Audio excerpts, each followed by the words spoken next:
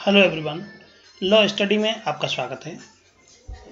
आज इस वीडियो में हम आईपीसी के सेक्शन 4 को डिस्कस करेंगे। इससे पहले मैं सेक्शन 1, 2 और 3 आप लोगों के साथ डिस्कस कर चुका हूं, जिसके बने हुए नोट्स मैं वीडियो के रूप में चैनल पर अपलोड कर चुका हूं। आप उन्हें देख सकते हैं। सो फ्रेंड्स, अगर आप हमारा ये चैनल पहली बार देख रहे हैं तो प्लीज़ आप चैनल को सब्सक्राइब जरूर कर लें। वीडियो पसंद आता है आप इसे शेयर करें, लाइक करें और इस पर अपने कमेंट करना न भूलें। इस वीडियो के डिस्क्रिप्शन में मैंने एक वीडियो का लिंक दिया हुआ है, तो प्लीज़ आप उस वीडियो को ज़रूर देखें। तो चलिए प्रारंभ करते हैं। सेक्शन 4 देखिए, सेक्शन 4 राज्य क्षेत्रातीत अपराधों पर इस संहिता के विस्तार को बताता है। देखिए, धारा 4 का जो फर्स्ट क्लॉज है ये बताता है भारत से बाहर और परे, अर्थात भारत की सीमा से बाहर और परे किसी भी स्थान में भारत के किसी भी नागरिक द्वारा अगर कोई अपराध किया जाता है तो उस पर यह सेक्शन 4 लागू होगा। वो भारत का नागरिक होना आवश्यक है। यहाँ जो शब्द मुख्य रूप से दिया हुआ है वो दिया है भारत के किसी नागरिक द्वारा। तो भारत के किसी भी नागरिक द्वारा अगर भारत के बाहर किसी स्थान पर किसी देश में यदि कोई अपराध किया जाता है तो वहाँ भारत की विधि लागू रहेगी और ऐसे व्यक्ति का विचारण भारत में किया जा सकता है। धारा 2 बताती है कि भारत में इसका जो सेक्शन 2 है, सब सेक्शन 2 है, वो बताता है कि भारत में रजिस्ट्रीकृत किसी पोत या विमान पर, देखिए भारत में जो भारत के पोत जो सामान को एक स्थान से दूसरे स्थान पर ले जाते हैं और विमान हवाई जहाज पर, चाहे वह कहीं भी हो, वो विश्व के किसी भी कोने में हो, जो हमारा व्यापार एक स्थान से विमान जो जहाज़ों के द्वारा एक स्थान से दूसरे स्थान तक होता है और विमान जो कि यात्रियों को एक स्थान से दूसरे स्थान पर ले जाते हैं, पर चाहे वह कहीं भी हो, विश्व के किसी भी स्थान पर हो, किसी व्यक्ति द्वारा किए गए किसी भी अपराध को लागू है। तो यहाँ विमान पर और जहाज़ों में किसी भी स्थान पर किसी व्यक्ति द्वारा, तो कोई भी व्यक्ति जो कि यदि इन विमान पर और जहाज़ों में यदि कोई अपराध करता है तो ऐसी स्थिति में ये धारा 4 लागू होती है। तीसरा है कि कोई व्यक्ति किसी भी स्थान में भारत से बाहर, कोई व्यक्ति किसी स्थान में भारत से बाहर रह करके कोई व्यक्ति यदि कोई ऐसा अपराध करता है जिससे कि भारत के कंप्यूटर साधन को लक्ष्य बना रहा है, भारत के कंप्यूटर साधन को, कंप्यूटर सिस्टम को ध्वस्त करने के आशय से, कंप्यूटर सिस्टम को प्रभावित करने के आशय से या कंप्यूटर सिस्टम को किसी भी प्रकार की कोई क्षति कारित कर सके, इस तरह से करते हुए यदि कोई कार्य करता है तो वो धारा 4 के दायरे में आएगा। इस प्रकार से जो धारा 4 है ये 3 प्रकार के प्रावधान करती है। मैंने इसमें इंग्लिश का भी वर्जन दिया हुआ है, तो आप इसे देख सकते हैं। अब हम इसके एक एक सब सेक्शन को डिस्कस करते हैं। सबसे पहला था कि भारत से बाहर और परे किसी स्थान में भारत के किसी भी नागरिक द्वारा कोई अपराध किया जाना। देखिए, मान लीजिए ये कोई व्यक्ति है जो कि भारत का नागरिक है और ये अमेरिका में कोई अपराध करता है, तब इस पर भारत की जो विधि है वो लागू रहेगी और इस धारा 4 के तहत इसको अमेरिका से ले लिया जाएगा। इस व्यक्ति को अमेरिका से इस व्यक्ति को मांगने का जो साधन है वो है प्रत्यर्पण, अर्थात प्रत्यर्पण अधिनियम के अंतर्गत ये व्यक्ति भारत को सौंप दिया जाएगा और भारत को सौंपने के बाद इसका जो विचारण है वो भारत में किया जाएगा। 1962 के प्रत्यर्पण अधिनियम के अंतर्गत भारत को सौंपा जाएगा। देखिए, प्रत्यर्पण के लिए यह आवश्यक शर्त होती है कि दोनों देशों के बीच प्रत्यर्पण संधि पर हस्ताक्षर किए गए हों। जब तक दोनों देशों के बीच कोई प्रत्यर्पण संधि नहीं होगी तब तक कोई भी देश किसी दूसरे देश को उस अपराधी को सौंपने के लिए उत्तरदायी नहीं है। हालांकि नियम यह है अंतर्राष्ट्रीय विधि का कि एक देश को दूसरे देश को अगर कोई अपराधी किसी एक देश से अपराध करके दूसरे देश में आ गया है, छुप गया है या वहाँ पर निवास करने लगा है, तो उसे उस देश को सौंप देना चाहिए। लेकिन ज़्यादातर उस देश की विधियों के अंतर्गत ऐसा नहीं हो पाता है और वो देश उस दूसरे देश को संबंधित अपराधी को नहीं सौंपता है। इसीलिए इन सब बातों को पूरा करने के लिए सभी देशों के बीच आपस में प्रत्यर्पण संधियां की जाती हैं, जिन संधियों के तहत कोई भी अपराधी जो कि एक देश से दूसरे देश में या एक राज्य से दूसरे राज्य में चला जाता है, उसे जो संबंधित देश है वो उस देश को उसे सौंप देगा। प्रत्यर्पण का तात्पर्य ही यही होता है कि एक राज्य के द्वारा एक अपराधी को दूसरे राज्य को सौंपा जाना। अगर मान लीजिए एक दूसरे एग्जाम्पल से हम इसे समझते हैं कि ए अमेरिका का नागरिक है और इसने अमेरिका में कोई अपराध किया। अमेरिका में क्राइम करने के बाद ये व्यक्ति इंडिया आ गया और इंडिया में आने के बाद इसने यहाँ की नागरिकता वो स्वीकार कर ली। अब नागरिकता स्वीकार करने के बाद क्या इस व्यक्ति को भारत में अभियोजित किया जा सकता है?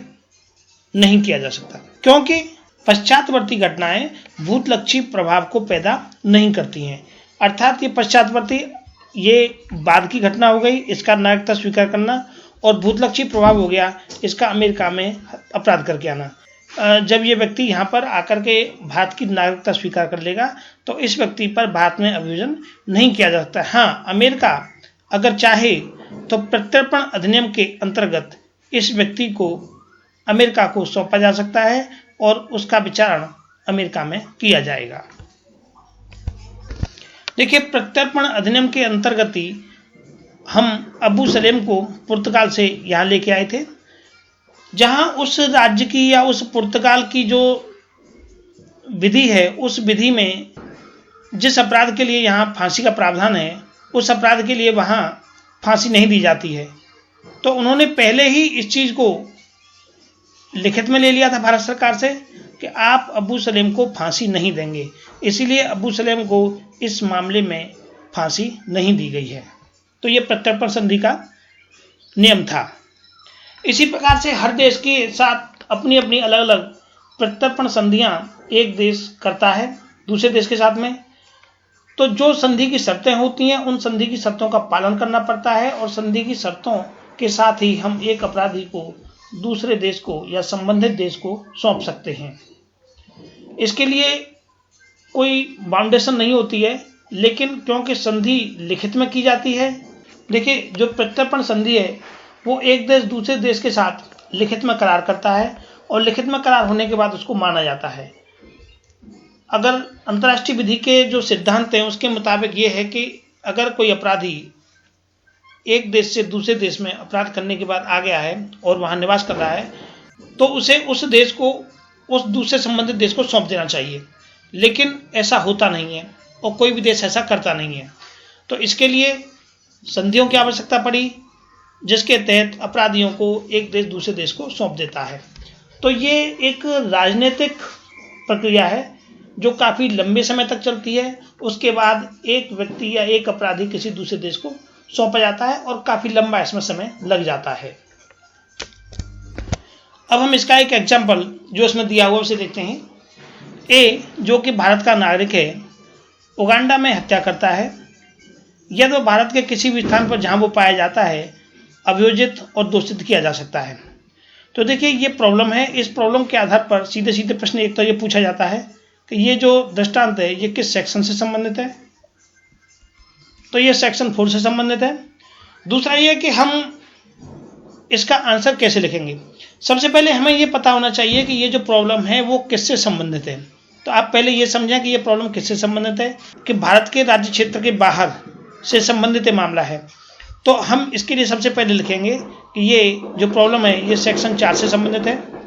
और सेक्शन 4 की जो परिभाषा है वो परिभाषा क्या करती है, वो परिभाषा कहती है कि राज्य क्षेत्रातीत अपराधों पर भारत की सहायता का जो विस्तार है वो किस प्रकार है।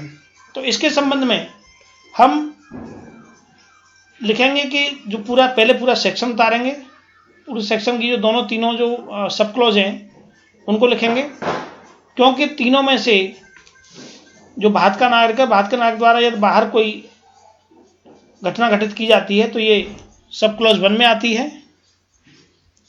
इसे बताया जाएगा कि सब क्लॉज 1 पर आधारित है। परिभाषा लिखेंगे, परिभाषा लिखने के बाद इसको बताएंगे कि सब क्लॉज 1 पर आधारित है, और उसके बाद इसका जो डिस्क्रिप्शन है वो दिया जाएगा।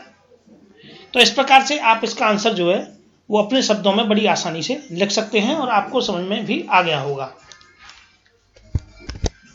इसी प्रकार से जल, थल और वायु तीनों क्षेत्रों में इस तरह से जो क्षेत्राधिकार है वो इस संहिता का लागू रहता है। इसके हम स्पष्टीकरण को देखते हैं। इसके स्पष्टीकरण में लिखा हुआ है कि जो ए है वो बताता है कि अपराध से ऐसा अपराध अभिप्रेत है जो कि भारत के बाहर किया जा रहा है वो अपराध माना गया है। अगर मान लीजिए वही कार्य यदि भारत में किया जाता तो अपराध होता, अर्थात भारत में किए गए अपराध को बाहर के किए जाने वाले अपराध से तुलना की गई है। तो ऑफेंस भारत के बाहर किया जा रहा है, भारत के किसी नागरिक द्वारा किया जा रहा है, या भारत के रजिस्ट्रीकृत पोत से, विमान से किसी व्यक्ति के द्वारा किया जा रहा है, कोई ऐसा कार्य अपराध के रूप में किया जा रहा है जो कि यदि भारत में किया जाता तो अपराध होता, तो इस संहिता के अंतर्गत वह वहां भी लागू रहेगा। और इसका जो क्लॉज 2 है वो ये बताता है कंप्यूटर रिसोर्सेज के विषय में कि इसे इंफॉर्मेशन टेक्नोलॉजी एक्ट 2000 के सेक्शन 2 के सब सेक्शन 1 के क्लॉज के अंतर्गत इसमें अधिनियमित किया गया है। अब देखिए इसके जो सेक्शन 3 और 4 मैंने आपको समझाए हैं। सेक्शन 3 में से पहले डिस्कस कर चुका हूं, तो सेक्शन 3 और 4 जो मैंने आपको बताए हैं इनकी प्रक्रिया सीआरपीसी के सेक्शन 188 के अंतर्गत की जाती है। अर्थात सेक्शन 3 और 4 भारतीय दंड संहिता की धारा 3 और 4 की जो प्रक्रिया की जाएगी वो सीआरपीसी की धारा 188 के अंतर्गत की जाएगी। हम देखते हैं सीआरपीसी की धारा 188 क्या कहती है। देखिए सीआरपीसी की धारा 188 कहती है कि भारत के बाहर किया गया कोई अपराध,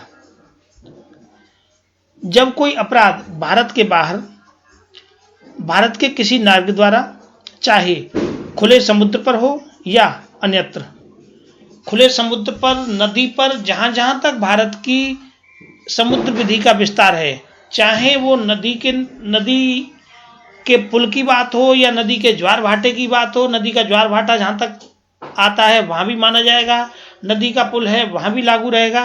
हर स्थिति में भारत के सीमा के भीतर किया गया कोई भी अपराध वो भारत के राज्य क्षेत्र के अंतर्गत आएगा।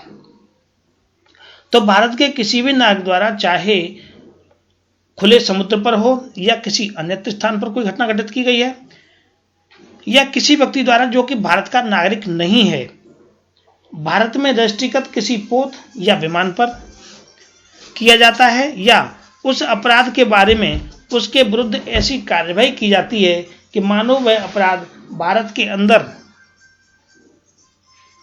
उस स्थान में किया गया है जहां वह पाया गया है। देखिए इस संहिता की जो धारा है 188, और इस 188 में सीआरपीसी की धारा 188 में जो शब्द यहाँ प्रयुक्त किया गया है कि उस स्थान पर जहाँ कि वह पाया गया है, इस पाया गया जो शब्द है, एक बाद में न्यायालय ने यह निर्णय किया था कि इस पाया गया शब्द का ये अर्थ नहीं है कि जहाँ वह व्यक्ति जिसके खोज की जाई है वो अटेंडम पाया गया है, जिसको जहाँ खोज निकाला गया है, इससे मतलब नहीं है। इसका तात्पर्य यह है कि जहाँ वह व्यक्ति वास्तविक रूप से विद्यमान रहता है उस स्थान को यहाँ पाया गया के रूप में इंगित किया गया है। अर्थात इस धारा 188 का, सीआरपीसी की धारा 188 का तात्पर्य यह है कि दंड संहिता की धारा 3 और 4 और दंड प्रक्रिया संहिता की धारा 188 के अंतर्गत भारतीय न्यायालय भारतीय क्षेत्र के बाहर घटित हुए अपराध को भी विचलित कर सकते हैं। यदि भारत के किसी भी नागरिक द्वारा कोई भी कार्य किया जाता है और यदि वह भारत में किया गया होता तो वो दंड संहिता के अंतर्गत एक दंडनीय अपराध होता, तो ऐसा कार्य संहिता की धारा 4 के अंतर्गत एक अपराध होगा और जिसका विचारण दंड प्रक्रिया संहिता की धारा 188 के अंतर्गत किया जा सकता है। तो धारा 4 के उपबंध ऐसे व्यक्ति पर भी लागू नहीं होते जो कि अपराध कारित करते समय भारत का नागरिक नहीं था। अगर मान लीजिए, मैंने आपको एक एग्जाम्पल के रूप में समझाया था अभी कि यदि मान लीजिए ये व्यक्ति ने अमेरिका में कोई अपराध कारित किया और अपराध कारित करने के बाद यदि वह भारत में आ जाता है तो भारत की नागरिकता ग्रहण कर लेता है, तो ऐसे व्यक्ति पर भी इसके जो उपबंध है वो लागू नहीं होंगे। अब देखिए, बात करते हैं हम समुद्रों की। तो समुद्रों में जो होने वाले अपराध हैं उनका जो सुनने का क्षेत्राधिकार है वो नौ अधिकरण क्षेत्राधिकार को होता है। देखिए, समुद्र में जहाज़ों को ये माना जाता है कि वो समुद्र के ऊपर तैरते हुए द्वीप हैं, अर्थात उस देश के द्वीप हैं जिस देश का उनके ऊपर फ्लैग झंडा लगा हुआ है।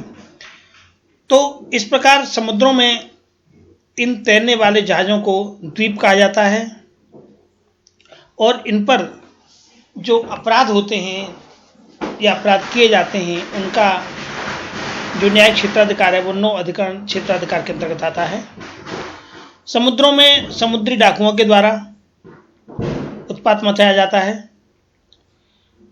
समुद्री डाकू समुद्र के जो जहाज़ों के द्वारा सामान एक स्थान से दूसरे स्थान तक या एक देश से दूसरे देश तक जो लेके जाया जाता है उसकी लूटपाट करते हैं, यात्रियों को परेशान करते हैं। तो इस प्रकार से समुद्रों में ये घटना घटित होती हैं।